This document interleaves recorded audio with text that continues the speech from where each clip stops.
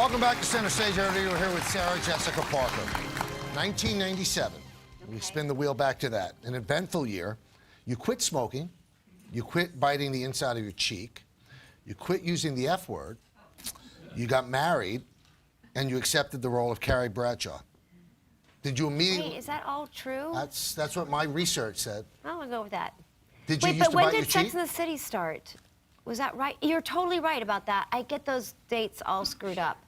Yeah, Premiered in '98. You're absolutely right. And I did get married that year. That's right. Yes. Carry on. They don't get these You're jobs right. as chimps. No, Come I know. on. My God. Did you know when you got the role, this is major?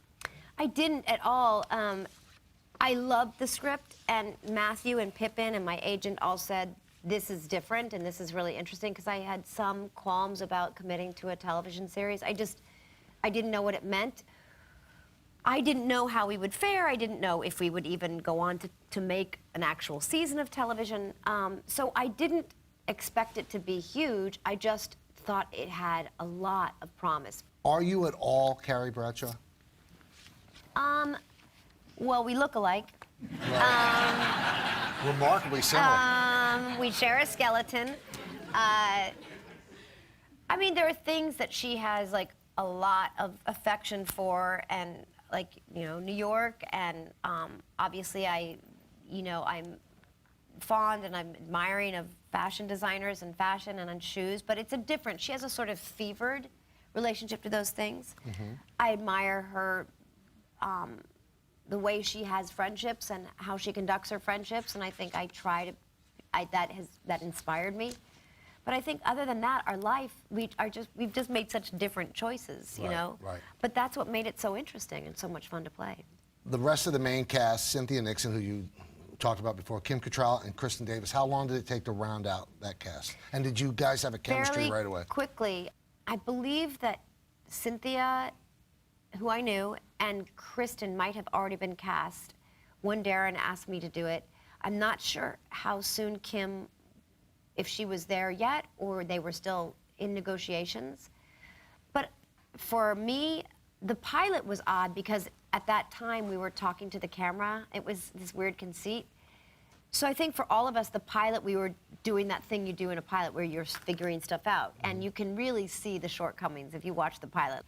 But I think fairly soon, once we were really in, in shooting, like in the life of shooting every day and really in production, it became, to me, apparent very quickly that these people and these characters were really necessary in each other's lives. And I loved it. I mean, I loved all the different points of views. The other three were purposefully archetypal, so you could count on an opinion and a point of view. And I just think everybody got good really fast. We had Ron Howard on here, and he speaks glowingly of Henry Winkler. Yeah. They were together for a long time. Yeah. Do you guys still get along, the four of you? Oh, I do. I love all of them. I mean, listen, it's been a rough month. I look at it this way. This was a show about, it was a show written about a woman who wrote a column, and in this column she talked about these three extraordinary people in her life. Those people became extraordinary in my life. There isn't anybody else who could have played those roles better, brought more to it, or to my life, or to the city, or to the stories. Kim has shared feelings lately that are, I can't even talk about it. I'm just gonna say she is a really important part of my life, and she always will be, and I'm really grateful that we got to do together what we got to do. But Cynthia and Kristen are equally as important and played as much of a role. And, you know, no one else, that was our kind of singular, special, shared experience. And I love them. We'll be back.